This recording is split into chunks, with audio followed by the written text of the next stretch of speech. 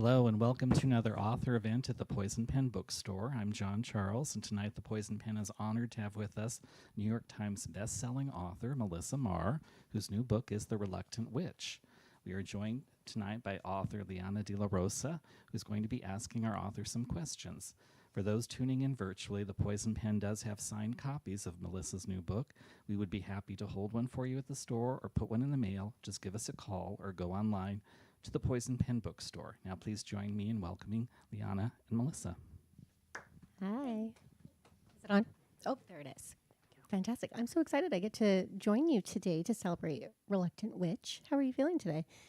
Or all week, because it came out on Tuesday. Yeah, it's been a little overwhelming. I had quit writing for a couple years, and I said, well, that's the end of that. Mm-hmm. And I was doing some picture books, and I did my Wild Horses book, which is photography. And then accidentally wrote some more novels. And so I guess I didn't quit. Don't you hate it when that happens? You accidentally write them? I mean, it's the thing of I love writing. And if the job was just writing, I could do this until, I can be writing on my deathbed. I'd be good with that. Mm-hmm. But it's juggling. Like right now, I have second pass pages, proofreading galleys for my August release. I have revisions for my January release. And then I'm talking about this. And so it's that sort of multiple things in my head at once. And I'm not 30 anymore. I don't know how it happened, but it really affects my ability to multitask. Just in the blink of an eye, right? It does. You blink and suddenly you're old. Do you find it hard to remember, like right now, to think back on Reluctant Witch because you've been working on so many other things since then? Yes. Because my next question was to ask, could you tell us about Reluctant Witch? And I was like, oh, if you're like me, you're like, No, I can. Before a book release, I do homework. I reread my book for homework because if not, like I flounder. Don't ask me about Wicked Lovely. That's been 19 years. Like I cannot tell you everyone's names. But I think I have the names. And if not, I have a cheat sheet right here. So Reluctant Witch and Remedial Magic were basically one story written all together. And I credit the story to two things. A rattlesnake who bit me in 2019, like September 8th, maybe, to be specific. And the pandemic, which happened just a couple months after that. And in the pandemic, there was a period of time where I couldn't get my medicine on schedule. And that was terrifying. Mm-hmm. So I thought, how far would I go to get the thing that keeps me alive? And I thought about the rattlesnake. And, when you get something traumatic, it's sort of common sense that you get that adrenaline rush. Except, what if instead of an adrenaline rush, it woke up a latent gene? And so that's the premise of the series, is that instead of getting the adrenaline rush to kayak 3 miles with one arm, you get a magic. Mm-hmm. And so it was a combination of that and the character Dan in the series, who has cancer, which is in and out of remission. And so with cancer, obviously, we have treatments. But, some illnesses, my illness, is chronic. I don't want to get rid of my illness. It defines me in many ways. But I like the medicine that gets rid of the symptoms, that gets rid of the things that would take me away from my wife and kids. So these books are just me asking that question. How far would I go? What would I do? And what if instead of adrenaline, you got magic? So, I think all books are that way to a degree, is just asking a question. Also, I feel like a child. I'm like kicking my feet because I can't quite reach, so excuse my squirming. I'm short. I'm really fascinated. You said that it was like one big book, essentially, or one big story. So did you write it all together and then find like an end point, or how exactly did that happen? So for me, the whole thing was synopsis and outline. I think, and I actually blame DC Comics for this, so maybe I guess thank is the right word. When I wrote my Harley Quinn graphic novel, I had to have the whole story conceptualized before I submitted the first, I think it was like 25%. And so I've started doing that with a series or novel. I plot the whole thing, and I have this like mega synopsis. It's embarrassing because apparently you're supposed to hate writing a synopsis, but it turns out I love it. I don't hate it either. I Right? actually enjoy it. Yeah. It's like a roadmap. And I know I'm going to take little detours because I'm me. But having that meant that I knew the whole story when I started. And that just was like, okay, so here's like the big midpoint. So it's not really 2 books, it's a book. It's just a really chunky book. And instead, they published it as 2. Did you decide where the 2 books would go, or did they make that decision? I don't think they knew I did it that way. I conceptualized it and pitched it as 2 because I like getting paid. Exactly.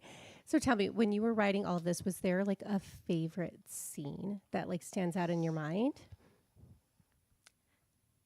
Yes, hold on. So my favorite scene, and I wrote it because I think a lot about social justice, right? So there's a moment when they're sitting in a pub and there's drunk badgers everywhere. And people are like, you know, the world is magic. You're getting used to the new rules, the new world you're suddenly in. And people are like, what's with all the badgers? And they're treating them like I would treat you, like just a person. And so it was fun to me to watch this and know the whole time that instead of prisons, they turn people into badgers when they commit an infraction. So I liked the idea that I watched each of my early readers read the book and then feel guilty for laughing about the badgers. And I was like, that's kind of fun to me as an author, that I made you pause and say, oh gosh, am I terrible laughing at their misfortune? But it's thinking about social justice. And I think if I can shock people out of that moment, we could start a conversation. So the badgers were entirely my thing. And in the second book, there's badgers chasing chickens and just like, books don't have enough badgers. So if any writers are listening, add more badgers. I agree. Seriously, badgers. I'm curious, when your early readers were they ARC readers, or were they like beta readers or earlier readers? Friends, my daughter. My daughter is actually my editor. I know other people are credited as being my editor. But my daughter's been reading my books since she was 10 or 11. Like, I wrote Wicked Lovely because my daughter told me, your memory sucks, Mom. Write it down. Because I would tell it to her live as we drove places. And so because of that, I started writing things down. And so, like, she would look at my edit notes from Ann Hoppy, who edited the Wicked Lovely series, and Kate Ninsel, who edited Gravebinder. And, like, she has been looking at their notes in conjunction with hers. So now when my daughter gives me edit notes, like, they're more thorough than 99% of New York's editors.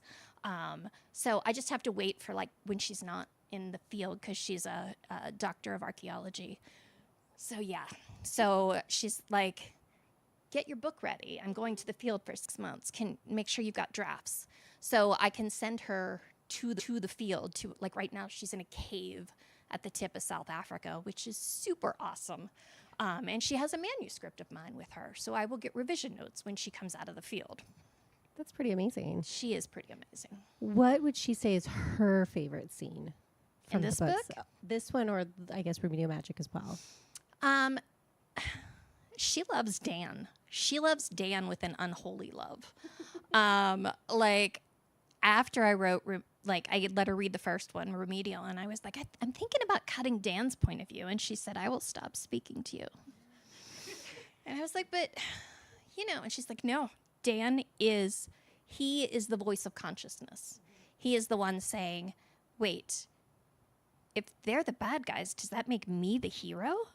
And she loved that. She loved his sort of sense of self-awareness. So Dan stayed because my daughter Asia said, Dan stays or I'll be mad at you. So pretty much all the Dan scenes. And it was super fun because I made Dan's love interest Norwegian. And my daughter, when she's not in South Africa, lives in Norway. So I was like, okay, I need Norway. I need proper Norwegian. So she went to her colleagues and said, my mother's trying to say these things in Norwegian. So the Norwegian in the book was actually like outsourced from the archaeology department at the University of Bergen in Norway. So that was fun too. Everyone had a hand in it. Yeah. So speaking of point of views, Yes. there are multiple POVs in the books. Is there a favorite POV of yours that you enjoy writing from? And then at the same time, is there one that you were like, ugh, I have to write in that person's head? Yeah, I love Prospero.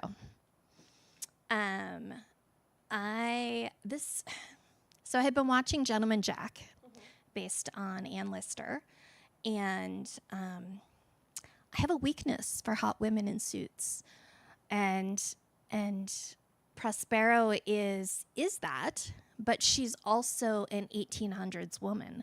So my academic background is in the Victorians.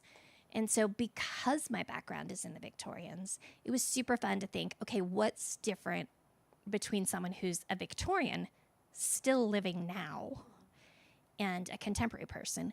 So looking at how she would conceptualize things when she's been in this magical town of Crenshaw for like 150 years.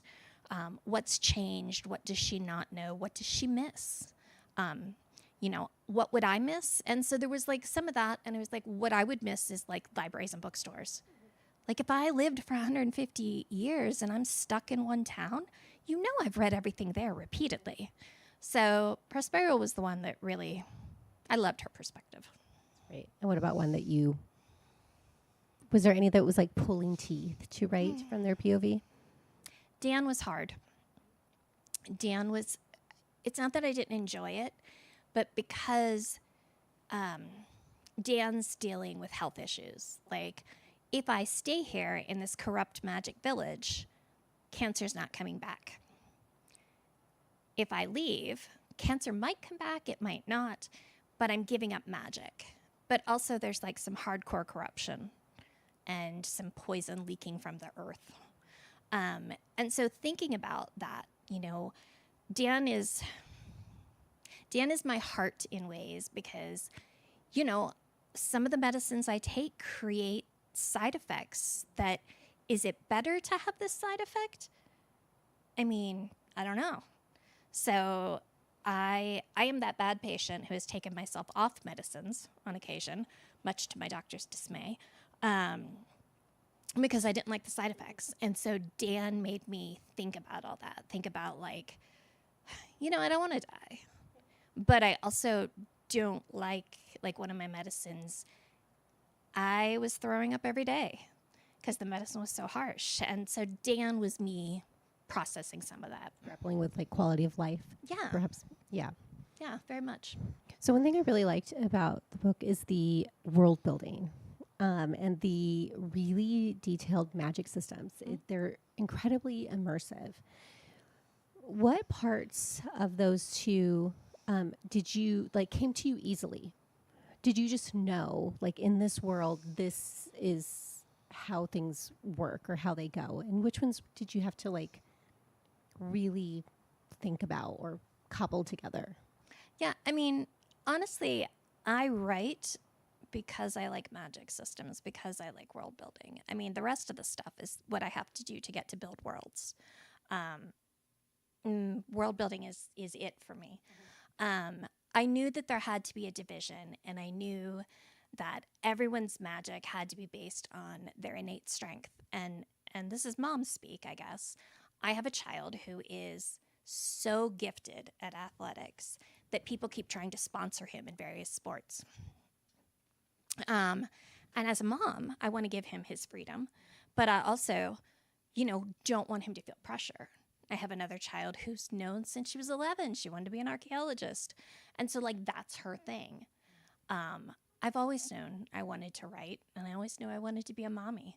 So, I started thinking, what if, A, some people they know themselves, and B, what if some people don't? What if you get turned into a witch? before you figured that out. And so like you're figuring yourself out as you're figuring out the magic. So it's really just about like, how can I complicate this for people and make it force them to be introspective? So figuring out the overall magic system was easy in that way. The hard parts were making it like, this town is amazing, except also people have to have a reason to leave. So how can I break it? I built this system. Now I have to break it. And that part was the challenge, figuring out how to break this thing that has also, I've spent a lot of time making it not have a bunch of holes. So secrets play a big part in the book, but does secrets or keeping Ellie and like Maggie's pass from them, but you're also building romantic relationships for these two characters. What sort of line did you have to walk to help them build emotional intimacy while also having one character keep something from the other? Because I was thinking about that as a writer myself, like that would be really difficult to like walk that line or thread that needle to be able to make it emotional and also believable. Right. I mean, I think my personal, rather idealistic belief is that I think there are people that we just snap together with. I think there are people that we naturally are drawn to no matter what, right? And I partly believe that because if you look, and I think this is true of many people, if you look over the history of my many, many exes, there are similarities that show up. There are a ridiculous number of Libras. I like people born in October. Like, and it's not like I meet people and say, "Excuse me, do you happen to be a Libra?" It just happens. Like I have 3 exes with the same birthday, right? Yeah, I don't know how that happens. And then I have another pair of exes with also the same birthday. Yeah. So my wife and I have lived in the same cities. In fact, I looked at a house when I moved here on her mother's street. Like literally, I would have been 3 houses from her mama. And I think that we're like that. I think humans just naturally, you're drawn to who you're drawn to. And I thought, well, what if you're drawn to someone and they don't remember you? They don't remember your history. And they don't think you are who you are. Which made me think about like, the nuts and bolts of who we are aren't the definition of us.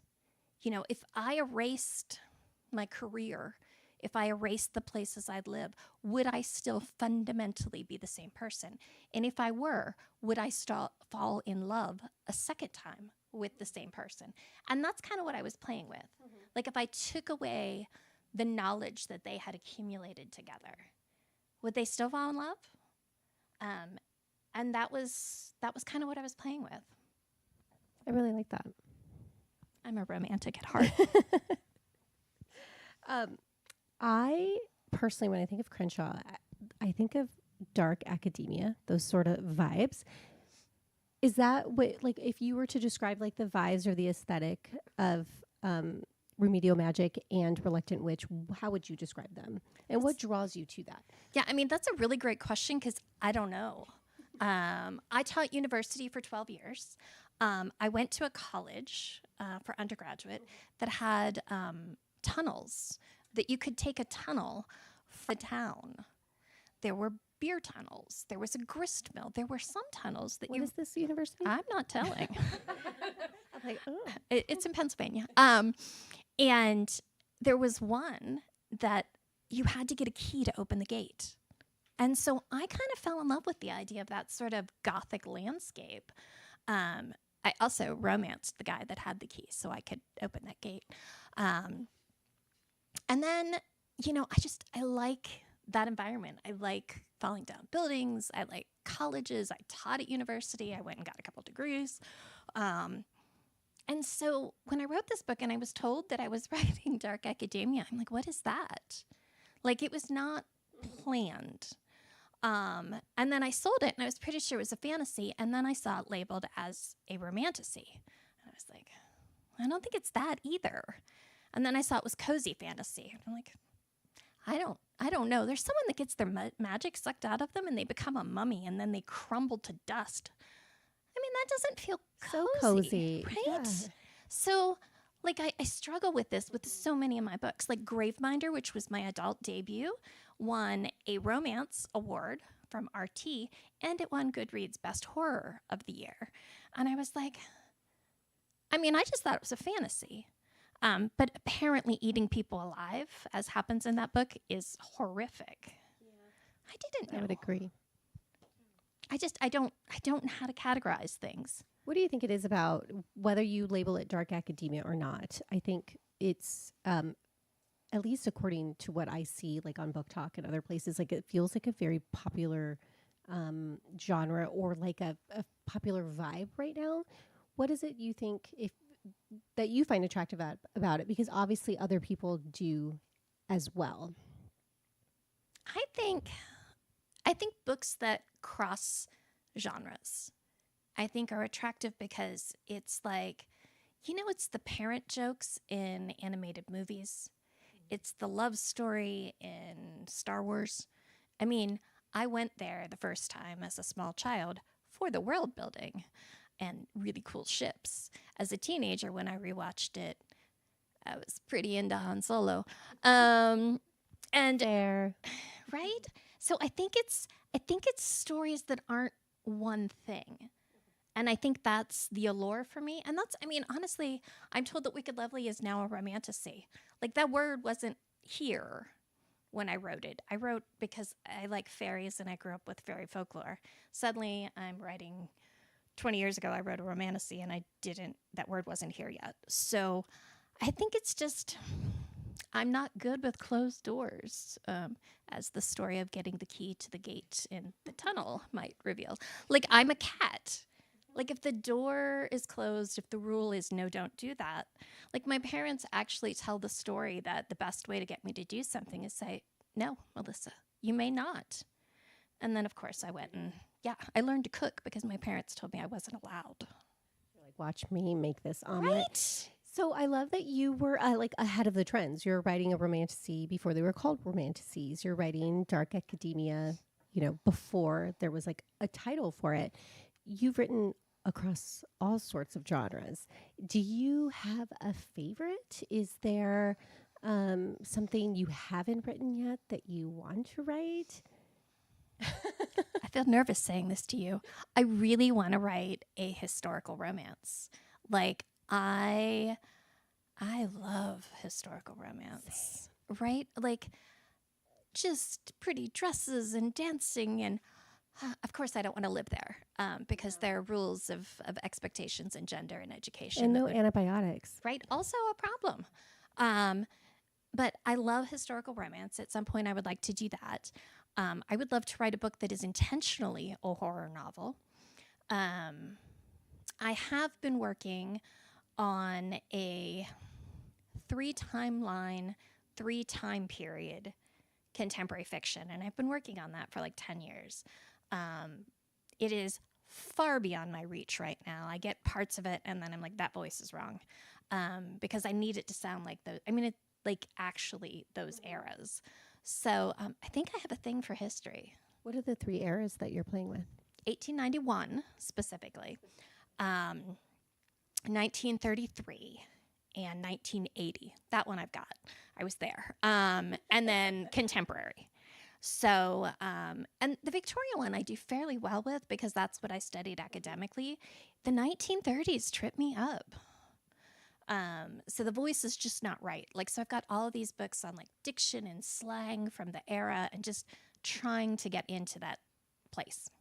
But yeah, like I want to play more with history. So Prospera was a Victorian lady. You talked about wanting to write a Victorian or a romance, a historical romance. Would you set a historical romance in the Victorian era? Yes. Yes. My contemporary that is coming in August started out as a time travel Victorian romance, between here and there. And then I started writing and I was like, but what if instead she were a Victorianist and had written a book set in the Victorian era, and it just became this different structure. I really love that. It We need evolved. more historical romances. We do. So if a publisher were to come to you and say, okay, we want you to stick with one genre for a while. I would quit writing. Okay, but hypothetically, you had to choose one. I would go Which back would to you do? teaching. You No, will I don't not think be I can. corralled. No, I don't think I can. I mean, I absolutely love middle grade, right? So I've done these middle grades. I didn't mean to, but like I started writing a story and I was like, well, this is not YA. And I was like, I am totally done with YA. And then DC Comics said, what about Harley Quinn as a teenager? And I said, yes, I still love YA. I would love to write YA. And then I said, okay, I can't do adult. My adult just like my brain is not mature enough. And then I wrote these. And then I was like, well, if I'm going to write adult, why not write an adult, like super, super, super embarrassingly super spicy romance novel? So I did that too. I just, like, I don't want to write the same thing 2 books in a row, which is why if you look at my sort of overall catalog, you will not see a lot of series.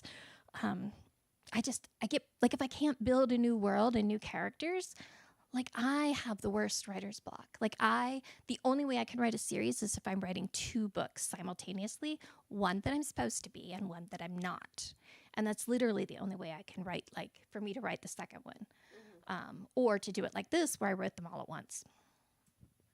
I'm just like amazed as a writer who is just now like branching out from what I have been writing, which is historical romance, to something new. One, getting publishers to want to publish something new from like other writers can be really hard, and you've been so prolific. I think that's really amazing. I'm also extremely ADD. Like, to be honest, I mean, I do think that's a superpower for me because, like, I have a hard time staying focused. So my focus trick is, okay, so I will do 3 things at once. And like it makes me look really prolific, but it's not. It's just that I've been working on several different things simultaneously for quite some time. When it keeps you busy and because you're doing different things, it probably keeps you interested and excited about like the next thing. Yeah. You mentioned that you have a book in Past Pages, and you also are working on developmental edits. So what do you have next? Like what are those books? Can you tell us? Yeah. So I don't know if I have it here. I have my super spicy contemporary romance. That's in August. That's called Tony and Addie Go Viral. And then I have another contemporary romance in January 2026. Another That's the contemporary in next year. January? Is that what you said? Yes. Sorry, my brain was blown by Lenny's cover. I have 2 of them. I have like 3 books releasing from New York within 10 months, which... All with the same publisher? Mm-hmm. Wow. Yeah, no, it was a great idea at the time. Until like you get an email and your publicist or your editor's like, in regard to X. And I'm like, which book are we talking about? You just have like a standing publicity plan just going at all times, and they're just like, I mean, I don't slotting know. I mean, they might. I'm just writing. So I have those. I also have a historical fantasy. I don't have the release date on that. That will be with a different publisher. Actually, I don't know that I'm allowed to admit that I sold that yet, but yeah. We won't tell. Yeah, I won't tell. We're not really online. So I have that. So I have to write the sequel to that next. Because I've got all these books that are done and just coming. Just waiting in the pipes, just sitting there tapping their toes. And then I'm working on a middle grade that may be the hardest thing I've ever written. Really? It is set where I grew up. In Pennsylvania? In rural Appalachian, Pennsylvania. I worked really hard to get rid of my accent because people would mock me for sounding quite as rural as I did. So I went to elocution classes, and I worked really hard to not sound or look or behave like I lived where I lived. And so I have been with Nancy Paulson at Penguin for 12 years. She bought my picture books, my middle grade, and we've been talking back and forth. So I don't know if I'll pull it off. Right now, I've got about 10,000 words. And, you know, if it works out, it'll go with Nancy. If Nancy decides it didn't work, I won't go anywhere with it. But that's what I work on. But realistically, it's just one of those books. Like, I think we all have those that you have to really have that trust relationship. And I mean, Nancy and I wrote my first picture book for Nancy in the hospital with my baby. He was 2 weeks old. The adoption wasn't even clear that it was going to go through. He wasn't sleeping. He was in hardcore withdrawal. His birth mother hadn't signed the papers initially. So it was like, I was a wreck. And I was going to say a really emotional time. And I wrote this book out loud to him. And I sent it to my agent and I said, can you send this to Nancy Paulson? Because I want her, no one but her. And she's been my editor ever since, like for all my picture books, for my Wild Horses book, which Dolly Parton's Imagination Library picked up and sent to like hundreds of thousands of children. And all of that is because of Nancy. So because we have that relationship, I've been working on this Appalachian book, that if Nancy says it's good, I will sell it. But does your daughter read these other, like the middle grade and the other books, or is she just reading your adult? She reads everything. All of them? She reads everything. My daughter is, I mean, honestly, like if you could pick a child, adopt a child, and decide someday this like, she was 4 when I met her, this will be my best friend. That's my daughter. Like, I did not know she was going to grow up to be my best friend, but like, she's awesome. Has she inspired any of your characters? No, she would beat me. I mean, she wouldn't really. She's a nice lady. But what she did inspire is I'm going to go to South Africa where she is excavating. I'm going to get some sort of snake gaiters that come up to like my armpits. So if any of you watching or in person have snake gaiter recommendations that go up to your armpits, please let me know. I'm terrified. There's like Cape Cobras, there's puffet, anyhow. So I'm going to go there with her, and we are working on a book to promote archaeology in South Africa as part of her. She's really big on outreach, getting people in a community aware of the importance of their own history. So we would be doing that. So in a year, I'm going to go to South Africa and hope nothing bites me. So you, I imagine, because you write in so many different genres, you probably read Everything. all of the time. Do you have any recommendations of stuff that you've read lately or stuff that you wouldn't mind sharing? Yeah. I just read, I think it's called Ribbonwood by Ruby Landers. It is a self-published sapphic romance out of, I think Ruby Landers is Australian. It's fabulous, absolutely fabulous. Sophie Jordan has a series, Fire in the Sky, I think it was called. I had to come up with a list because I'm teaching an MFA class, and so they're like, what should we read? So that one's really great. Romantasy with dragons. So that's really good. Janine Frost has, I don't know how much she said about it, but Janine Frost has a book. Janine and I have been critiquing each other for like 18 years. She has a book that will be coming out with Bramble next October, so like a year and a half. And because we're critique partners, I got to read it. It's good. I've never read Janine Frost. Where would be a good place to start with her? Well, today catalog. is a great day to ask that because Janine Frost's Cat and Bone series, Halfway to the Grave is the first one. They just went into some sort of special on sale thing. She went back, and I think it's like the first 7 books. She went back and brought them up to date for things like technology, because you remember back in the dark ages when we had things called pagers. So she removed the pagers because, we don't use, updated them. The technology. And I think Sophie did that with Firelight. Oh, the ones that they just recovered and yes. reissued. Mm-hmm. So we're in the Wayback Machine now. These books are older. What else have I read recently that was really good? I want to say the author's name is Megan Chance. She has a book that's set in the 1950s. Glamorous Notions.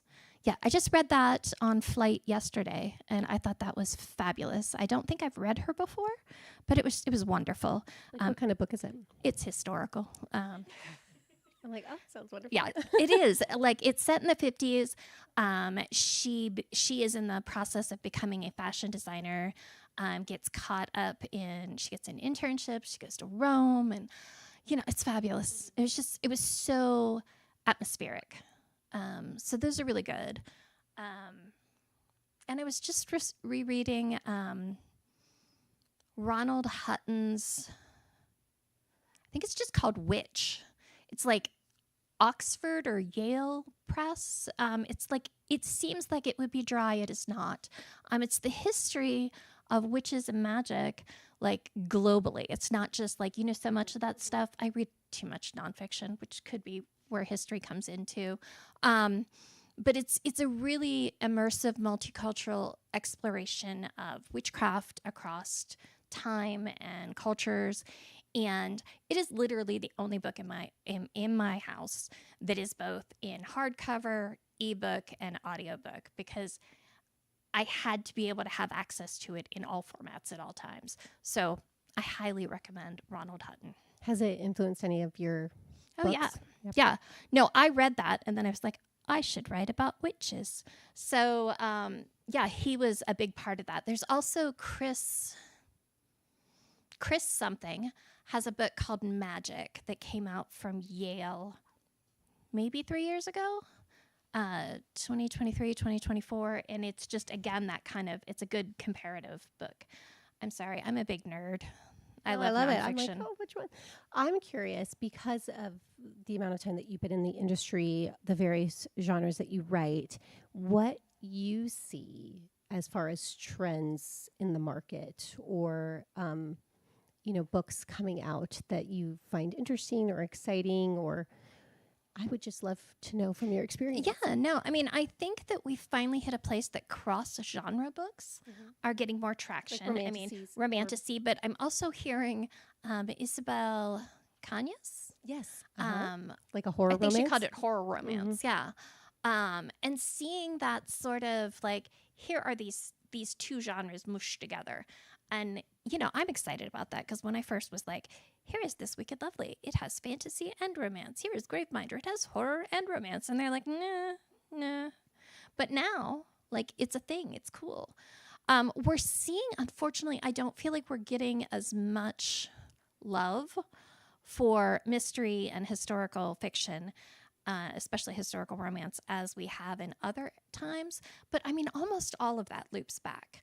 And it is my firm belief that we are going to see a popular vampire book probably in the next few years. Because if you look at the history of them, and we look at like Anne Rice in the 1980s, I mean, we just see these sort of, we had the Poppy Z. Bright window where the vampires were a little bit different than Anne Rice's, but you could see the relationship between them, right? And then you've got the sort of Charlene Harris, Kim Harrison, and then from them, we jump into Twilight. And it just feels like we see these up and downs with the vampires every probably 20 to 24 years. Not that I track this. I totally track this.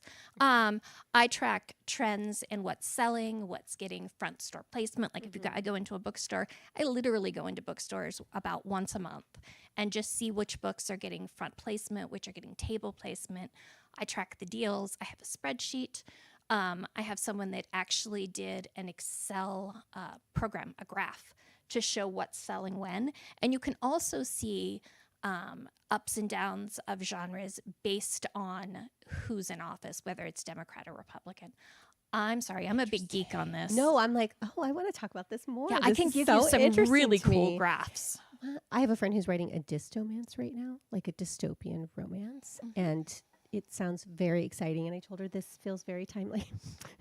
You are ahead of the trend on this one, so Yeah. I think that's really interesting. And didn't Sarah McLean have a book that went in a big auction that was like a different genre? Yes, than her it's coming out in usual? July. It's These Summer Storms. It is like it's a contemporary like family saga.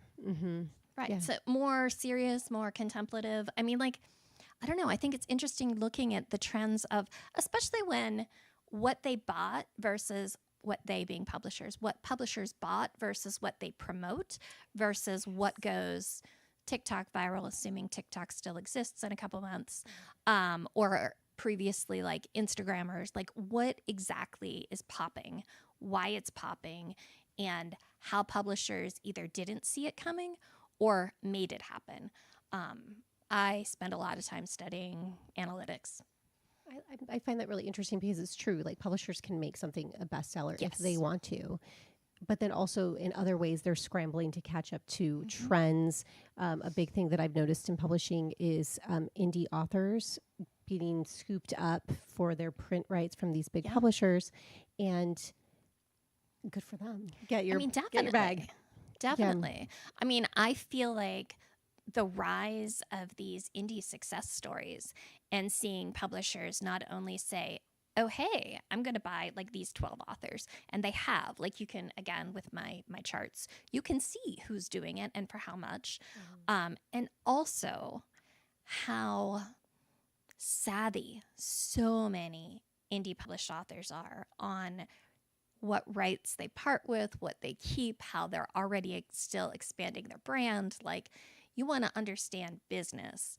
Looking at the romance and the indie authors, you learn so much about business in publishing by looking at those two categories. And I think it's always been that way. I mean, RWA, when it was still strong, was like where you got your business talk. And we don't have that anymore. There's like a vacuum for that. No, and that's why I'm saying like looking at the indie spaces and seeing like Wide for the Win on Facebook is great. Like looking at these spaces, again, I teach in an MFA program, so I literally study this in order to give the data to my students. And I think it's fascinating what you can learn by authors who are, you know, on the ground doing that research for themselves, and how willing romance and indie published authors are to sell it. And also mystery writers. I'm sorry, mystery writers. I wrote a book that had some mystery. Like, I'm not a proper mystery writer, but man, those mystery writers were like, come to us, let us embrace you. And I was like, I don't know why you love me, but I love you back. I don't write in this genre. I'm not good at this. I'd love to be good at this because it's a lot of what I read. Jenna De Leon, oh my God, her Misfortune series, like, they are what I read and reread. Every time I'm sick in bed, I just pick up a stack of Jenna De Leon's books and I just read them over and over. Like, and they're just great, smart women. So if an emerging author were to come to you and they want to get started in this business, and you could give them one piece of advice, what would you tell them? It's a business. It's a business. We hear so many of these stories that, like, you're looking for your agent, like it's looking for the one. Your editor is the one. Nuh-uh. They are, well, we'll call them polyamorous. They have a whole bunch of other authors. You are not their one and only. So thinking about it in terms of being a business person, like, you have to read, like, I read every line of my contract. I have questions about things. I go over, I understand the terms. A member of the Authors Guild, was on committees at RWA. Like, really, this is a business. Like, when I'm writing, it's not. When I'm writing, I'm just a writer. I'm just like a chick with bad hair and a lot of teacups. But like, after the book is done, you got to treat it like a business, or you're not going to be here long term. I love that. Did you have any questions? Do we want to take questions from the audience before we? No questions? It's okay if you don't have them. Well, I can ask a question for Melissa. Sure. You've taught MFA programs. What can you teach someone, and what do they have to bring to the program to be successful? Oh, I like that. I think the biggest thing, again, that makes them successful is they are already out there doing the legwork. The students of mine, like one of my students recently signed with an agent. A couple of them are published now. And they're the students that are like, hi, I know technically I was to submit 15,000 words, but I revised these other 15,000 words if you have time. Also, by the way, I have all these questions from all these articles I read in Publishers Weekly and the hot sheet and like all this stuff. Like, they are, and again, I think that's also why so many indie published authors are like killing it, because they're constantly gathering data. They're going to conferences, they're in groups. Those are the people that they want it. They've put in the legwork. They continue to put in the work, and they're the ones that get there. Whereas the people that are just sort of like, I'm really good. Tell me, what are the answers to all these things? Those ones make me crazy. And I have a really bad temper, so I try to work on that, but I don't care how good you are. I really don't. No matter how good your writing is, you can always get better. William Faulkner, I wrote my graduate thesis on him. The man could still use some editing. Like, I mean, I love him. His ability with point of view was glorious, but there are times he just went on.